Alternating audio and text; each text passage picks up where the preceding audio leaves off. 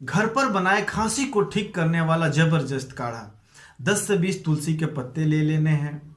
एक छोटा अदरक का टुकड़ा ले लेना है। 10 से 20 काली मिर्च और 5 से 10 लौंग। काली मिर्च और लौंग को अच्छे से कूट करके उसका बारीक टुकड़ा बना लेना है। और उसके बाद एक गुड़ लेना है, गुड़ का छोटा टुकड़ा। उसको आपको 2 कप पानी में डाल करके अच्छे से उबालना है। और जब वो अच्छे से उबल जाए तो छान करके खाना खाने के बाद पी लेना है और रात को सोते समय पी लेना है। इसके पीने के बाद आधा घंटा तक कोई पानी नहीं पीना है। अगर आप 3 से 4 बार इसका सेवन करते हैं तो आपको किसी भी तरह की खांसी हो, इसमें आपको तुरंत राहत दिलाता है।